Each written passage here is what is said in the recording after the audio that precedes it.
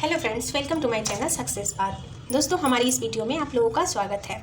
आज हम लोग अपनी इस वीडियो में अपने बचे हुए क्वेश्चन को सॉल्व करेंगे। आज हमारा दूसरा दिन है ये क्वेश्चन सॉल्व करने का, तो चलिए स्टार्ट करते हैं अपनी इस वीडियो को। क्वेश्चन नंबर 1 है, आवश्यकता से अधिक भोजन ग्रहण करना क्या कहलाता है? तो यह अतिपोषण कहलाता है।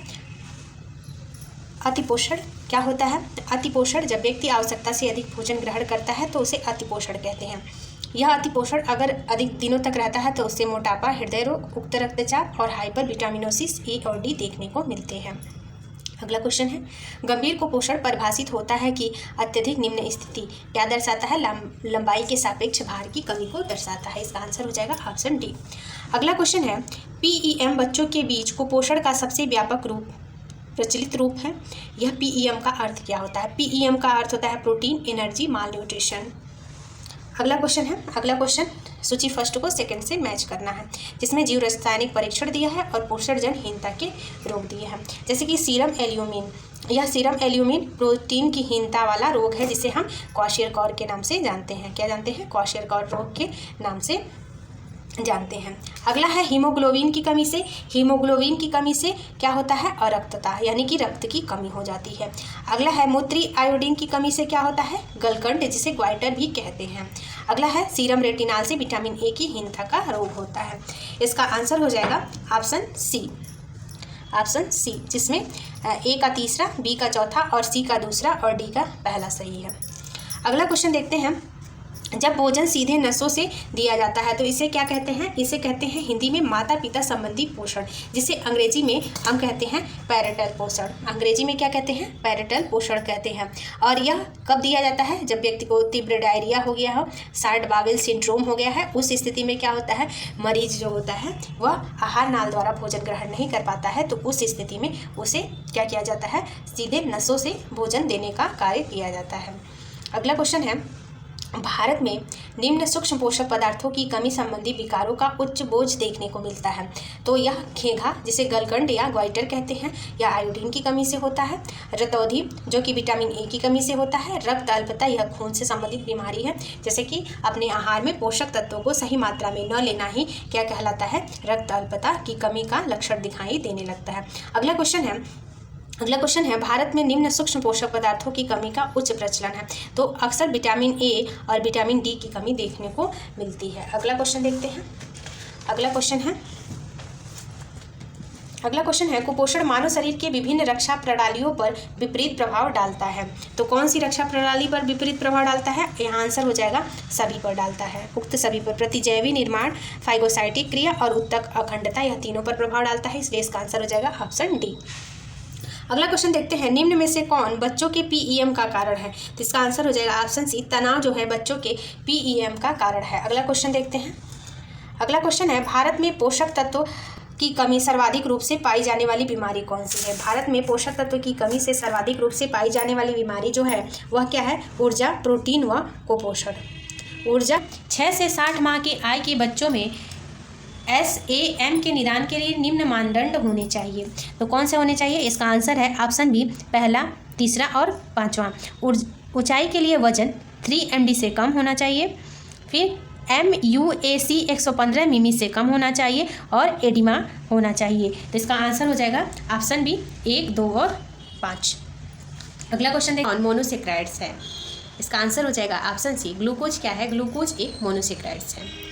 जैसे कि ग्लूकोज और या मोनोसेक्राइड्स को कितने भागों में बांटा गया है? चलिए ये देखते हैं। रासायनिक विशेषताओं के आधार पर कार्बोहाइड्रेट, जिसे कार्बोज श्वेतसार के नाम से भी जानते हैं, यह 3 वर्गों में विभक्त है।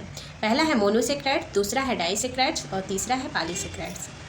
मोनोसेक्राइड्स को भी 3 भागों में बांटा गया है, ग्लूकोज, फ्रक्टोज और ग्लैक्टोज में। डाइसेक्राइड्स को भी 3 भागों में बांटा गया है, सुक्रोज, माल्टोज और लैक्टोज को।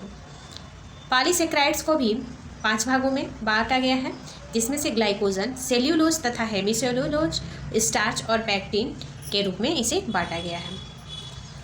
अगला क्वेश्चन है, मानव शरीर के कौन से अंग से ग्लूकोज को ग्लाइकोजन के रूप में संग्रहित करता है? मानव शरीर का वह कौन सा अंग है जो ग्लूकोज को क्या करता है? ग्लाइकोजन के रूप में संग्रहित करके रखता है। तो यकृत और मांसपेशियां जो होती हैं वह ग्लूकोज को ग्लाइकोजन के रूप में संग्रहित करती हैं।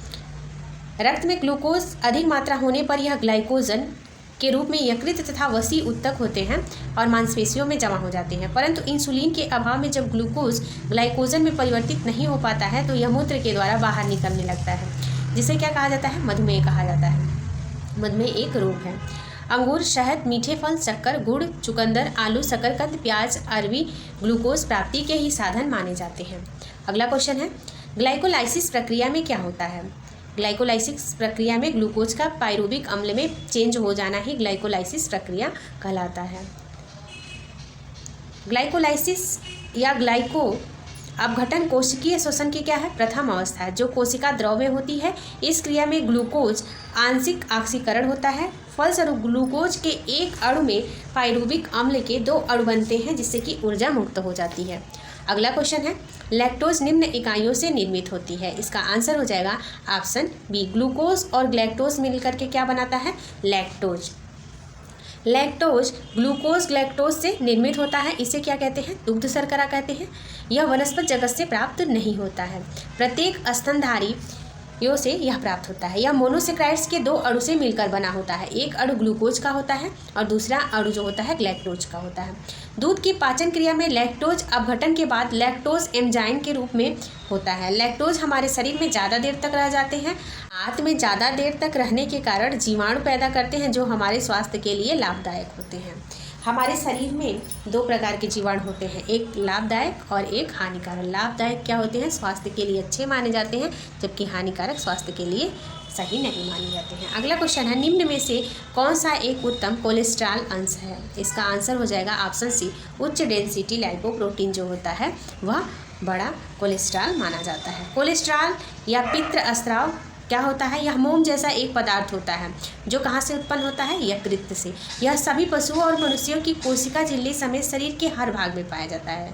कोलेस्ट्रॉल कोशिका झिल्ली का एक महत्वपूर्ण अंग माना जाता है, जहाँ उचित मात्रा में यह तरलता स्थापित करने की आवश्यकता होती है। कोलेस्ट्रॉल जो होता है, एक उत्तम कोलेस्ट्रॉल उच्च डेंसिटी लाइपोप्रोटीन को कहा जाता है, क्योंकि यह शरीर के अन्य प्रकार के कोलेस्ट्रॉल को क्या करता है? बाहर निकालता है। अगला क्वेश्चन है, शरीर के ग्लूकोज की संग्रहित अवस्था क्या है? इसका आंसर हो जाएगा ग्लाइकोजन। ग्लाइकोजन एक प्रकार का कोशिका द्रव में मौजूद है, जो कोशिका अवशेषों का एक बहुलक है। यह कोशिका में ऊर्जा भंडारण के मुख्य रूपों में से एक है।